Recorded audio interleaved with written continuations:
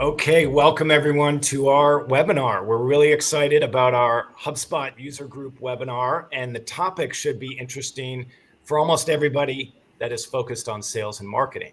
The topic is AI and Automation 101, a no-nonsense guide for HubSpot users.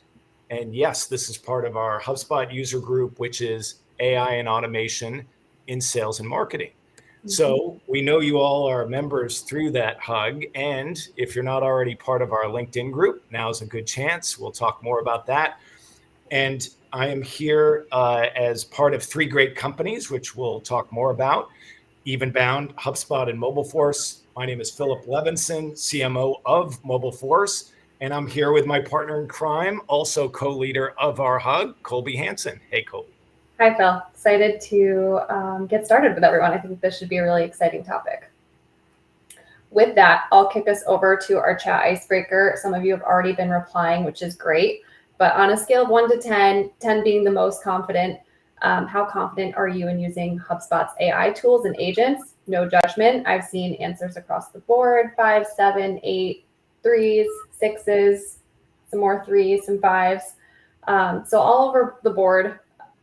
Whatever your answer is, you're probably in the right place, and hope to bump that number up a couple points so you feel more confident when you leave.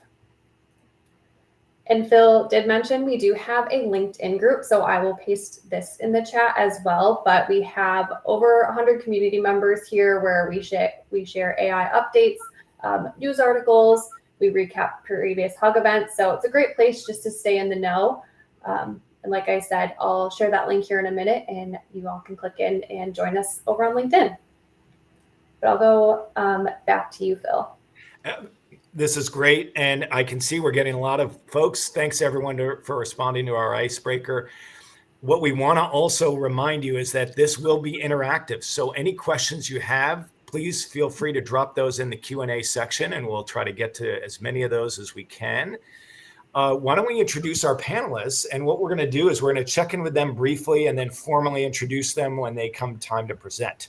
So from Evenbound, we have the Senior Account Strategist, Ben Johnson. Hey, Ben. How are we doing today? Excited to talk AI. Absolutely. And we're thrilled to have from HubSpot their Senior Product Marketing Manager for AI, Kina Lara. Hey, Kina. Hey, everybody. Thanks for having me today. Thanks for joining. And someone I'm proud to work with at MobileForce, the CTO, TK Lakshman. Hey, TK. Hey, good afternoon, good morning, everybody, and looking forward to this exciting discussion. Yes, we're definitely looking forward to this. And let's just recap the agenda and then we'll just get things started. So once we're done with the introductions, Ben is going to kick things off by focusing on AI basics in marketing.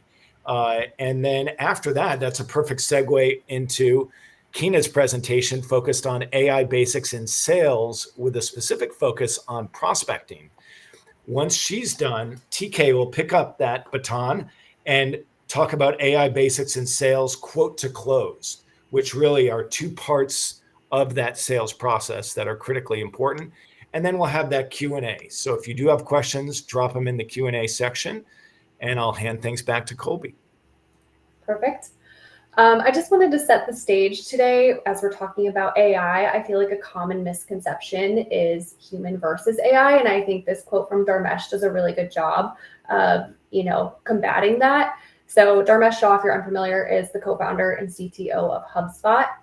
And, he has a big passion for AI. And something he said was most people talk about AI, about this, like it's AI versus human battle. But the way I think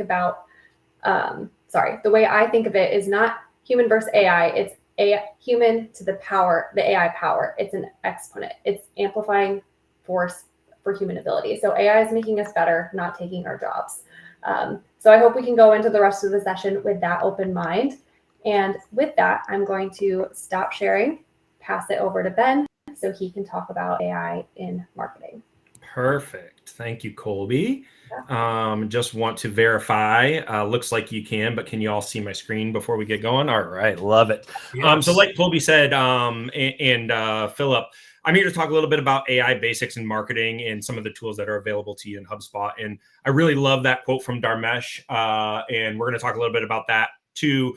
AI isn't here to take our jobs, like Colby mentioned. It's here to help us amplify our voice. So let's talk a little bit about how we can potentially do that. So when we're talking about marketing and AI within HubSpot, there's some tools, much like a lot of other softwares, that are implementing AI into their core service offerings to, come alongside the trends and then also make our jobs a little bit easier for us. So I want to talk a little bit about what some of those tools are and what they can help you do within the HubSpot platform. So again, we're going to talk a little bit about these tools. And really, I think one of the main reasons why HubSpot is investing in these tools is they want us to create, analyze, and automate faster, right? What can they do to help us make our jobs easier and more efficient? So there's 3 core tools that I want to talk about today. First one is HubSpot's Content Agent. And then I guess real quickly before I dive into that, one little fun fact: anytime you're in HubSpot, and the branding on this slide deck is great, anytime you see one of these little stars, that typically in HubSpot's platform is where you can find their AI tool. So we're giving a few little hints around this presentation. But first one I want to talk about is Content Agent. So Content Agent, like it sounds, is extremely helpful in helping you create and produce content at scale, right? We used to have to rely on content creators, ad specialists, and things along those lines. Now we can use HubSpot's AI tools to make that job a little bit easier. So things that Content Agent is good for: copy on landing pages, HubSpot's podcast tool, whether that's creating outlines or titles or any other copy related to your podcasting, case studies, and blog posts. So those are typically the top items in HubSpot that we can utilize the Content Agent for. HubSpot also has the Campaign Agent. When we're creating marketing campaigns in HubSpot, the Campaign Assistant is really good at helping us create copy for those campaign emails. So if you have a specific product and you have a sequence of emails you want to send, that Campaign Assistant can help you generate, your ideas and your topics, your subject lines for all of that copy. It can also help you with ad copy and landing page layout and copy as well. So really awesome tools there that I really highly recommend you all jump in and just play around with, see what you can create with it. The last one is HubSpot's Breeze Copilot tool. This is one that you'll kind of see up at the top right, and it's really ingrained in a lot of all of HubSpot's tools. And it's really for natural language queries. So think about it as an alternative to like a ChatGPT, but it's embedded in your HubSpot. So you can use that thing for natural language queries, like looking up specific data within your portal, or even asking it to brainstorm some content ideas for you for your next blog. So those are definitely some things that, again, out of the box, I recommend you go play around with, see what you can create. So as Colby mentioned, these AI tools are not meant to replace you or your team. They're really intended to help you amplify your voice and look at data and come up with those solutions and analyses faster and smarter. So let's look at a couple of real world use cases and how I and some of my team utilize the HubSpot platform. Let's talk about blogging first. Again, we're going to be talking about the Content Agent a little bit more right here. So what you can do with the Content Agent is you can have it start a draft for you, or what we usually do at Evenbound a lot is we have it help us with our outlines, right? Like, here's the 5 main topics we want to get across in this blog post. Help me come up with a high-level outline that I can send to the client. From there, our team uses brand voice and our content team to actually create that content. Again, here you use AI to generate outline, headers. Sometimes meta descriptions are a pain to kind of come up with, so you can use that and make that a little bit easier. And then if you're struggling with images, you can even create images with that, so you don't have to browse through, Shutterstock or any other stock photo tools. Email campaign creation. So again, talking about that next tool, the Campaign Assistant, you can have it draft subject lines, maybe have it draft you up 3 or 4 subject lines and pick one that resonates with you most. And then again, you can have it help you generate content within your email body as well. We always recommend, don't just go with those right out of the box. Make sure they read well, make sure they flow, make sure you have your brand voice within that copy and those subject lines as well, just to give it that personalization.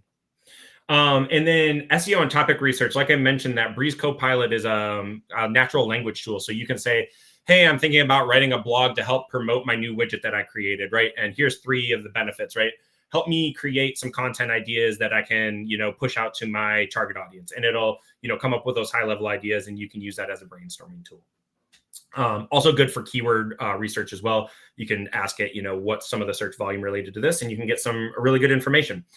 So again, some really good use cases on how to utilize these tools in your day-to-day work.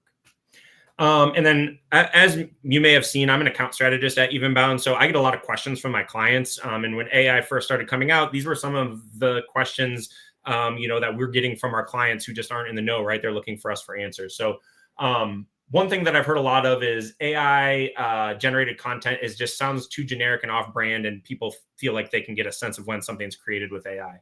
And while that's true, again, what we're using this is as a starting and a jumping off point, right? When we create something with AI, we really should go in and we should say, with a human lens and say, hey, does this meet our brand voice? Are there things that just don't really make sense in how a normal person would read or think about this topic, and not just creating it and pushing it out, right? Another one, I don't trust AI to make smart decisions with my data or my customers. Totally true. Totally reasonable concern, right? And again, when we're talking about AI, we're not trying to unleash it and do its own thing, right? Blind trust isn't the goal with AI. Really, we're trying to build AI into tools to help us disseminate data, to help us brainstorm ideas and things along those lines that, again, will just help us do our jobs more efficiently and quicker with better results, right? So always recommend having that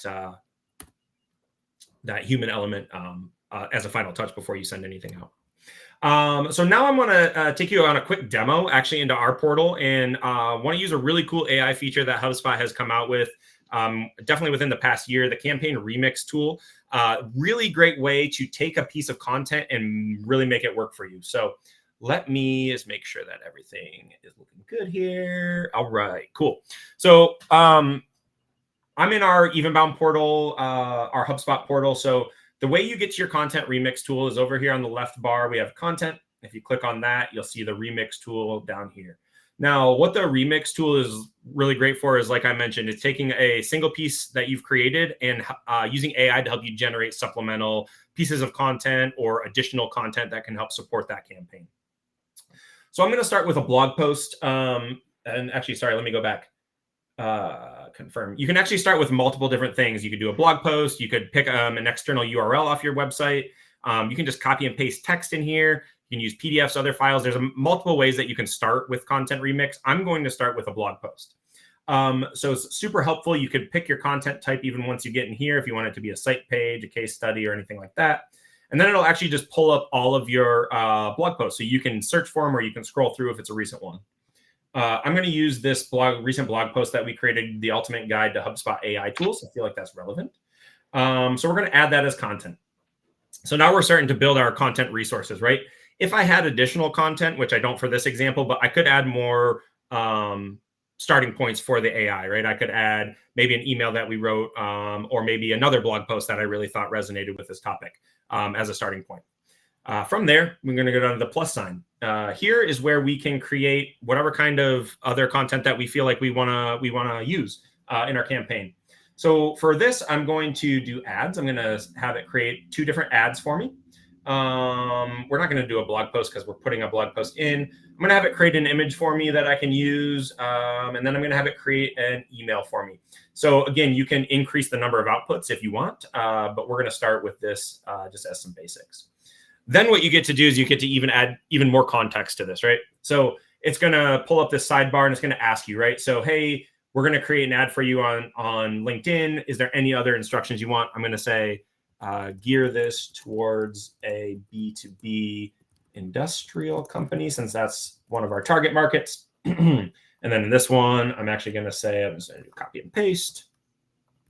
And I'm going to say a SaaS company, so we can get 2 different outputs there. And I'm going to leave the other ones alone. The image, I'm going to let AI just do its thing, do square dimensions. I'm not going to give it any instruction. And then email, you can actually go in and you can select one of your pre-designed templates for it to work off of. So I'm going to use our newsletter template. Again, I could put in some instructions. I'm going to leave that blank for now, just for the sake of this tutorial. So now we can see AI is getting to work and creating all of the things that we need. Image is taking a little bit longer, but it looks like our ads are about done and our email is about done. So again, from here, we're getting all of these content pieces ready for us to review. So this first ad, I can take a look at it, and it says, boost efficiency on long sales cycles using AI-powered assistants designed for industrial teams, save time, create impactful content, and unlock targeted leads to drive business growth. So again, we could potentially use that to, offer our AI services or HubSpot's AI services through a LinkedIn ad. We can kind of take a look at the image it created for us, which is a little bit off, maybe need to tweak that a little bit. I don't know that anybody has that big of a monitor on their desk, but it did give us at least a relevant image. We can play around with that if we want some other options. And then we can get a preview of our email right here. Let me see if I can make that bigger. So used our email template here. We can see it put some images in here for us and even made all of our headers with some text and even some links in here. So again, this would be an opportunity I would take to go in here and probably update some of this, maybe clean up the images, review the copy, make sure it all makes sense. But again, getting that human element, the human eye on this before we push it out, right? So, but again, let me go back to this. And again, really quick way to generate more. If we want to, break these out into even more branches, we can add this and create, I like this ad. Let's get 2 image options for this ad, right? And we can kind of break down the workflow that way. So that is what I have for AI basics within the HubSpot platform. So with that, I'm going to stop presenting and I am going to kick things over to Kina to talk about the sales prospecting agent. All right, let me pull mine up. Thanks, Ben. That was a really good overview. I think that was a great introduction into what we want to show here. So, okay. So let's talk about AI basics in sales and specifically focused on prospecting. Really, and this kind of goes along with what Colby was saying at the beginning. At HubSpot, we are not trying to use AI to replace anyone. It's really just to assist, and it's really to make sales reps, in this case, their jobs a lot easier, streamline things, make them more efficient, and make them be able to move faster and reach more people. So it's really helping save time with automation, helping you sharpen your focus with predictions, and sell smarter with insights. So not robots, again, not replacing, but maybe doing some of those tasks that you don't necessarily want to do, like writing hundreds of emails or doing tons of research, prospecting new companies. So that's what we're really just trying to assist and work alongside you. So there are some core tools in HubSpot's Sales Hub that already exist. So there's email writing, there's the predictive lead scoring and deal score and insights in there. There's conversation intelligence, our AI meeting assistant. We have call transcription and sentiment analysis, which is those are all what we call our embedded AI features that are already built into your Sales Hub. So if you're not using those already, if you didn't even know that they existed or that those AI features are there, I would encourage you, go to the Academy. They have some really good, short, quick hit videos that'll get you kind of up and running with those features. But what I want to talk to you about today is a product that I've been working on that I'm super excited about, which is our prospecting agent. So our prospecting agent, it's one of our core agents on the platform, along with content agent, customer agent, knowledge base agent, and social media agent. The prospecting agent right now lives within the Sales Hub, and it is going to help you do that research very, very quickly, sometimes in seconds. It's going to help you focus on the contacts that match your target persona and then personalize outreach to those different contacts. So I wanted to take some time today to just set this up and show you how it works.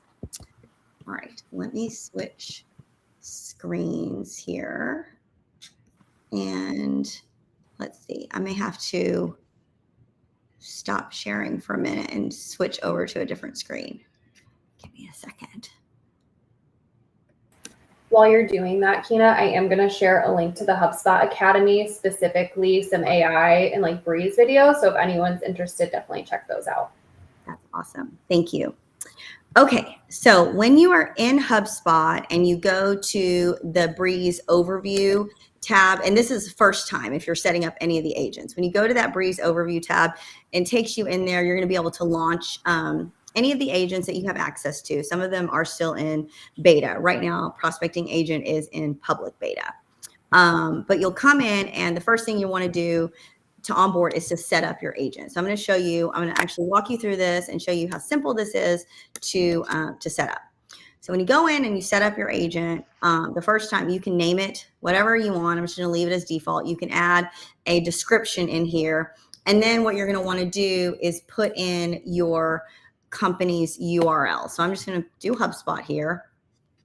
And you can see the sparkle button going, which means that it's AI powered and it is reviewing the website and pulling in all that information. So it does that pretty quickly and it pulls in all this information. Now, pro tip here, what you want to do is spend some time here. If I was setting this up for my organization, I would really spend some time here. I would be pulling in, you know, if I have docs that have our value prop, if I have, you know, even like web copy or you know, maybe even using AI to help you beef this up as much as possible, I would really spend some time here. When you do that, it's going to help the automation work better. So those outreach emails are going to be so much better when you spend some time putting stuff in here. For the purpose of this demo, I'm just going to let it run with what it's pulled from the website and go to next. Now I need to select where those emails will come from. So I can send it from a single user, you know, depending on how your org looks, or if I wanted to send it from the contact owner, I can do that.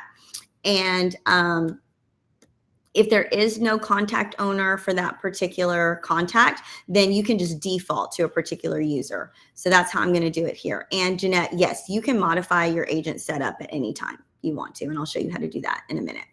So, so I'm going to leave it as is. And then when I come here, I can decide what CTA I want my agent to include in its outreach. So I can request to book a meeting. I can attach a document. I can include a URL. I could do all three if I wanted to. But in this case, I'm just going to ask it to book a meeting. And I can even change, you know, if I want a different meeting link, I can do that. I don't have to use a HubSpot meeting link. And then I will click next. Then here's where you decide if you want the agent to run fully autonomously or you want it to run semi-autonomously. We suggest when you're first starting out with the agent and setting it up that you run it on semi-autonomous mode. That just means that you're going to have to approve the emails before they get sent out. We do have a lot of users who have been doing this for a while. Maybe they started with us in private beta and now they're in the public beta. And so they've had the agent literally send out thousands of emails, and they've reviewed a lot of those emails on the front end, and they feel very confident about what the agent is writing. It's at that point that they often switch to fully autonomous mode. But I would suggest at the beginning, review those emails. It is AI. It's going to make mistakes sometimes. And if you're in there and you're catching those and you're correcting them, the agent is going to learn over time. It's just going to help them write better emails. So I'm going to create the selling profile, and that's it. I've set up my agent. That's all it takes for the agent setup. If I want to do a little more advanced setup, or if I want to go in and modify at any time, I can just come back here to this agent setup, and here's my default. So I can go back into it at any point, and I can change things. So I can change it if I change my mind and I want to send it from a single user every time, I can do that. If I want to change the tone and I want to be more helpful, I can do that. I can also integrate it with my brand voice if I've set that up, and I can change all of this in here. I can change it to autonomous, fully autonomous if I want to as well. So pretty simple to do. Another thing that I wanted to show you in here is setting up multiple selling profiles. So this is a key feature that we added in at Spring Spotlight just last month, where you have the ability to add in multiple selling profiles. We've been seeing customers do this in a lot of interesting ways. So maybe They've got different products that they want to focus on or different markets that they want to target in on, and they're just creating new selling profiles. So like, let's say, for instance, I wanted to create one, and let's say I just wanted to focus in on our AI products. So I'm going to put in that URL. Actually, don't need all this. And I'm going to have it analyze this website. So same thing like I did before. It's the exact same setup. I'm just creating a new selling profile so that if I want to really hone in on AI products, and that's what I want my emails to be written about, I can do that. So again, it's pulling all this information. I can modify or add to this if I want to. I'm going to just send these from myself, and I'm going to ask them to book a meeting with me again. And I'm going to create that selling profile. So, so there it is. I forgot to rename it. So let me go back in here. I'm going to call this one Breeze AI to differentiate it. Okay. So, yep, there it is. And now I've got this additional selling profile. So super, super simple to set it up. All right. Now let's see it in action. So there's different ways that you can get to the prospecting agent now from your sales workspace. You can get to it right here. There's a prospecting agent button. What we are suggesting is that you work from the sales workspace or your target account space in order to run the research. So if I go into my sales workspace and I click on prospecting right here, I can see all of my target accounts already pulled in. Now, if I want to go in and run the agent for research, all I have to do is select which companies I want to research. And then again, there's our little sparkle button. That's what we're always looking for. We click on research and the agent starts running. So this is really going to pull in all of that company research. And I saw Robin had a question. Does it only work on contacts, not companies? It does only send emails at the contact level, but the research is done at the company level. So this is where your agent is working to do that research. So I can see research is complete, only took a few seconds. And then right here, you see all of the research that it's pulled in. So you can see the company summary, recent news with links out to different press releases, values, job opportunities, all kinds of great stuff that hopefully this is saving you and your reps tons of time on, whereas you'd be scraping the web or using ChatGPT or other sources or going through LinkedIn to try to find information. It's doing all that for you right here. You'll also get a company summary of your CRM data here, and then you get your buyer committee here too. So from here, this is where we can actually run the outreach. I'm going to show you a couple ways that we can do this. So let's say we have this contact right here, and we want to just send a single email. We don't necessarily want to enroll him in the agent. I just want to send an email. So I can draft an email right here and see the agent is starting to work and come up with that email. While we're waiting for this, you can see here that I can change. So right now I just have that default selling profile. It was just HubSpot that I had. So it's drafted this email. Now I can do all the things to it. I can edit it. If I don't like it, you ask it to give me a different version of it. I can even use Copilot right here. If I wanted it to just rewrite a paragraph or sentence, if I wanted it to change languages, I could do that too with Copilot. So all those embedded features right in there. But this is just our default selling profile. Let's say that I wanted it to just focus in on our AI products, and I want to change it, and I want to be witty here. And maybe I want to say, okay, I don't just want 3 sentences, I want 4 sentences. So I can modify it right here in line, and there it goes. So now it's focusing on those AI tools. And that's it. That's pretty easy to do. So super simple to send that email, and then I can just send it here if I wanted to. So that's setting up just a single email if I want to send it to a prospect. If I want to enroll a prospect in the agent, again, really simple. I just click on enroll to agent. That's it. And then this is going to bring me into this guardrails page. So it's just going to ask me one more time, are you sure this is how you want it set up? Or if you want to change anything, go back to agent setup. I'm sure this is how I want it. and I'm going to enroll this contact in the agent. Now, when I come back over here into my prospecting agent, I can see all of the contacts that I have. So right now, this contact that I just enrolled, it is researching her and pulling that email sequence together. But I will just look at another one that I've already done. So you can see here, this one has already been written.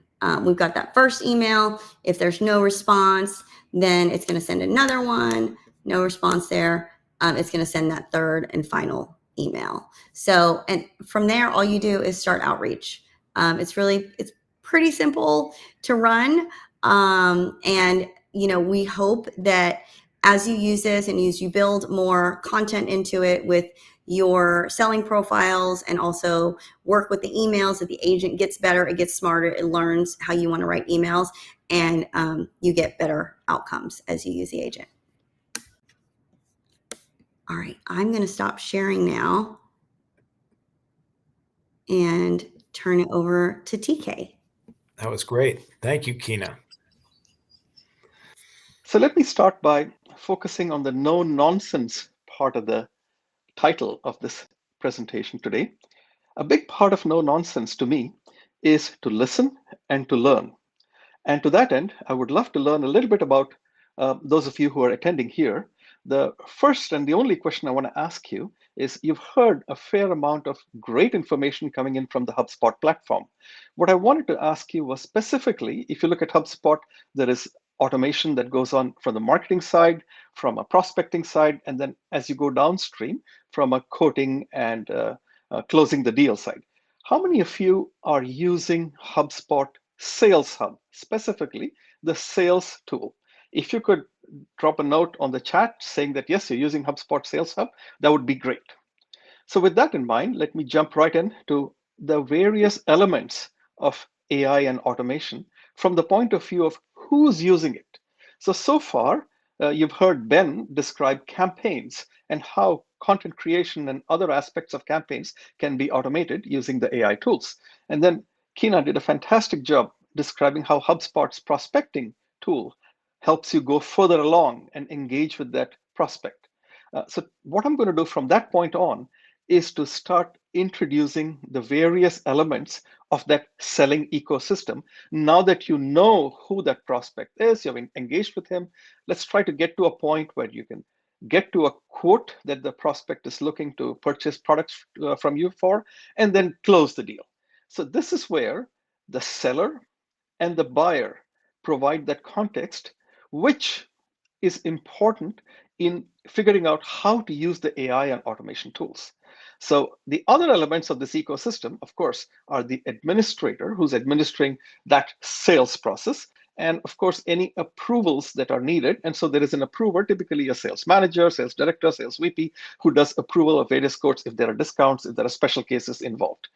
But let's not forget that the important element here is also the buyer. So with that in mind, if Colby, if you could go to the next slide. Let's focus on how the seller to buyer interaction can help add context to that AI and automation tools that you've seen so far. So what are we trying to enhance here? Even before we get to a point where the seller is presenting a quote to the buyer, is there a way to engage the buyer, to get some information from the buyer specific to the products that you're offering or the services that you're offering? And perhaps even get some information from the buyer or the prospect with respect to what they could be looking for, what's their time frame, how soon do they want, how much of what they want, what is their budget, so on and so forth. These are very, very specific context questions. And what we are focusing on today is in that no-nonsense approach to try and figure out what are those tools that the seller and buyer can together engage with, even before a quoting process takes off. In all of this, The engagement is one where you have a joint engagement between the seller and the buyer.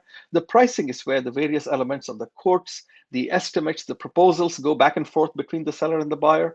And the approvals is something that's really between the seller and the seller's own organization, where there might be a thing like a deal desk, or maybe an approval, maybe some e-signatures needed internally before a quote is presented out to the buyer. All this is, of course, controlled by the administrator. So these are essentially the things that a configure price quote solution typically provides, that provides the benefits of adding that seller-buyer context to the AI and automation tools. So with that in mind, Colby, if you could go to the next one. The thing I wanted to show you here is to focus on the selling experience.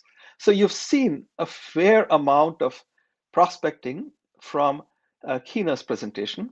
The next thing beyond the prospecting is that seller to buyer solid engagement, where from left to right, if you look at the tabs in that sales workflow, what you see is some information about what is the joint engagement plan that you want that customer and you to work on together.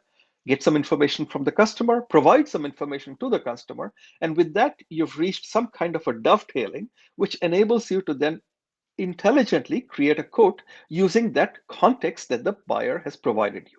So the second tab here, or from left to right, is the joint engagement plan, which is where the AI tool helps you automate the quoting process, which is the next tab over. And then from there on, you actually create a generated doc, which is the quote that you will be presenting to the prospective buyer. The proposal also includes some pricing, maybe some marketing information, and then you go get signatures from both sides if they agree on the proposal. And then finally, you send the proposal over to the buyers and for the procurement side of it. And maybe there are some comments to be added from the point of view of implementation and so on and so forth. So with that in mind, in HubSpot, the quote that is created has all these elements already if you're using a CPQ process, which is the mobile first CPQ. So with that quoting process now laid out to you, let's look at some details of what happens during the quoting. So Colby, if I could go to the next slide. An important part of quoting is to have the seller, first of all, create the right level of pricing and maybe discounting and have an internal approval for that pricing or that discounting or that special terms that might be added to the quote.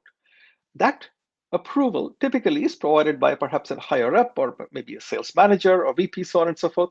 And that approval has to be done fairly easily, fairly quickly, and fairly contextually. There really should not be any back and forth emails going between the seller and the management saying, hey, can you please approve this? Or if somebody is on vacation, how do you get the next person up to approve it, so on and so forth.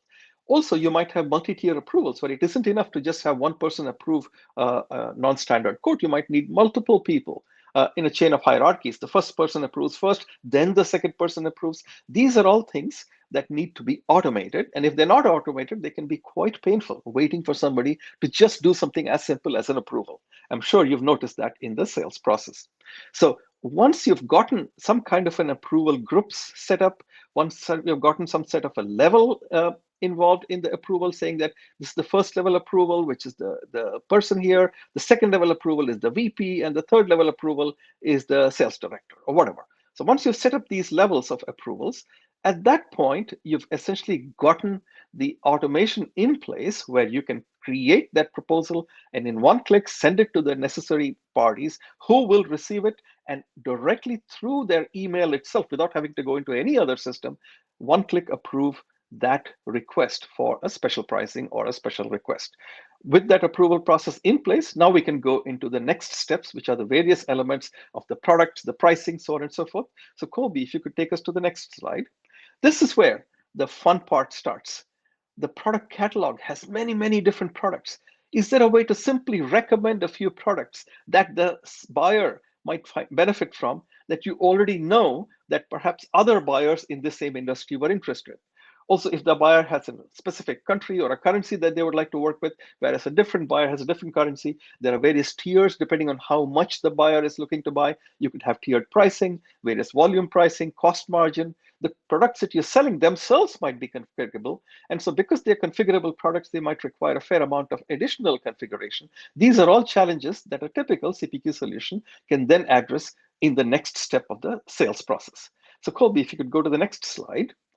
The main thing that I wanted to leave you with is that when you look at this no-nonsense approach to using AI, we've heard so far that there are these large language models, which essentially help mostly to create context and to create content. Having done that, the next thing they can help you with is when you don't know much, you can ask them for some recommendations, for some referrals, or maybe even get some more details about who that prospective buyer can be. Once you've done all that, the next level up in the middle is where the context is set. Now you can use some human-like interaction to get streamlining into the sales process, which is what I showed with respect to approvals, with respect to discounting, with respect to special pricing. The next level over to the right is where the systems, these AI systems, are always working in the background.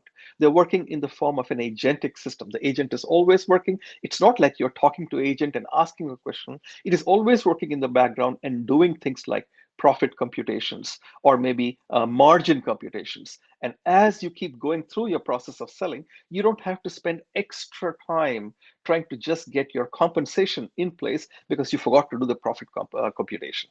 So left to right, the evolution of AI tools goes from the AI to the context to the automation, and the administrator is the one who benefits the most from this automation tools. So that's pretty much what I had, Colby. So thanks so much, and let's go back to the questions. That's great. Excellent presentations to each of you, TK, Kina, and Ben. And we do have some questions. Colby, do you want to kick us off with some questions from the audience? Yeah, we have had a few that have been answered live, so I can just reiterate them here. We had, specific to the prospecting agent, it was asked if that only works on contacts and not companies. And Kina, you said in your reply that you can bulk enroll contacts associated with selected companies as well, which is helpful. And then yes, we had another question about bulk enroll, and you said yes, you are able to manually bulk enroll up to 25 contacts at a time, or you can bulk enroll them through a workflow. So hopefully those answered some of your prospecting agent questions. If there's any more, you have the right person here to answer them, Kina, who sits on that AI team at HubSpot. So feel free to send them through the chat. Yep. Phil, do you have any that yes that you want to ask? I mean, one question that has come up, a sort of a theme, is what are the biggest sort of challenges or misconceptions that folks have? So Kina and Ben, we'll start with Kina. When folks turn to HubSpot and they say, wow, I was at Inbound, I loved what was presented, I'm excited about Breeze, I'm going to use the prospecting agent. Maybe sort of what have you seen were the biggest gaps of understanding or challenge or misconception that folks have that you try to clarify? Yeah, I think a couple things. So number one, people think that the emails are going to sound very, very robotic, and that, people will automatically be able to detect that they are written by AI. So, just out in the world, like when you're using ChatGPT, a kind of a telltale sign of ChatGPT is the M dash and a whole lot of emojis, right? Prospecting agent doesn't do that, so you're not going to have to worry about that. But again, it's how you train it. So when you put a lot of information into that selling profile, when you utilize the brand voice feature, when you change the tone, so maybe in one selling profile, you want to use a very professional tone. In another selling profile, you want to use a more informal tone. That really helps, to make sure that it doesn't sound robotic. And again, using the semi-autonomous mode and reviewing those emails before they go out, I think is a good way just to ensure that it's getting across the messaging the way that you want it to get across. That's great. The other thing that we hear sometimes is that, people think that it's just completely going to be a replacement for, an SDR or a sales rep in general. And it's absolutely not. Like, the prospecting agent is meant to send out mass outreach to companies that are contacts that you ordinarily wouldn't get to because you don't have the time and space to do that. So if you have a lead that is sat dormant for 6 months and your team doesn't have the bandwidth to do it, let prospecting agent handle that for you. So I think, again, you strategically at the company can decide the guardrails around which you want to use the prospecting agent and around which you want your sales reps to reach out automatically. But it can also be used, like I showed you, to draft just a one-off email. It can help sales reps just save a ton of time and really extend themselves. Absolutely. It's well said. Think strategically. And that one-off example was very compelling. Ben, over to you. In talking about Marketing Hub, what have you seen from your perspective, either misconceptions or underestimations, challenges folks have talked to you about? What have you seen? Yeah, absolutely. Like I said, I'm an account strategist, so I have a book of business with different clients in different industries. So, I've kind of heard the whole gambit of concerns, right? I would say the one that is probably a little bit more of like a higher ethical issue, but a lot of people are concerned about access to their data, right? They just assume that AI tools are going to come into HubSpot, see all their data, and be able to make all of these, people can search their databases and stuff like that. So I think there's some education to be done on the AI front in terms of like how it works, what it has access to, and things along those lines. And I know, different tools allow different levels of access. But that's one that, for my clients, I've had to have a lot of conversations about and, kind of reassure them, like this isn't, somebody trying to steal all of your data. It's really trying to use the data you have to help you be better and make better informed decisions. So I would say, like I said, one that I frequently answer with, especially new clients. Absolutely. That's a good one. Colby, do you want to chime in? We have some others as well that we can. Yeah. A couple more coming in from the Q&A. So one from Patty, they asked, what happens when someone responds to an email sent by the prospecting agent? Does it pull them out of the email cadence, or do we have control over that? And then Kina, do you just want to speak to your answer? Yeah, they're removed. I mean, once you get a response, we take them out of the agent, because that would be strange if they responded to your email and then they got another email that was still prospecting them. So yeah, we automatically take them out. Awesome. That's great. We did have another one. Actually, I think I have two more from the Q&A and the chat. So Jeanette asked, what are the best, most innovative use cases you've seen for using AI for sales and marketing efforts? So anything come to mind in terms of innovative use cases of AI? I can speak on one from the marketing standpoint. One thing that I actually saw one of our internal teammates do, which I am going to start suggesting as a kind of like an out of the box suggestion for clients. We were doing some video production here and creating some content for YouTube, and our one of our teammates took their YouTube video and threw it into the content remix tool and had it build smaller snippets of content to be utilized in social media and ads. So just as simple as like not having to take the time to think about, cropping up the video into the different sections and stuff, you can have it like auto kind of create those things for you. So I think, again, another use case of how you can spend your time more wisely and not, spend your time editing that, let something that can get you 99 or 95% of the way there, do it for you. Mm-hmm. Awesome.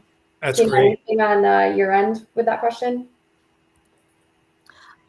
So one of the things that we've been seeing is customers getting really creative with like multi-agent orchestration. So big term, but using multiple agents and having them complete like different tasks along the customer journey. So we have some customers who are using customer agent for like very top of funnel inbound questions. So if a person comes to their page and has a question about registering for a webinar, or a question about a piece of content, or a question about pricing or something like that, having the customer agent handle those questions and then enrolling those leads into the prospecting agent and doing outreach from there. So it's kind of like having your agents just work for you until you get customer or prospects to the right stage of the cycle to have a rep intervene and reach out there. I think has been is a really neat use case. Awesome. That's a great use case.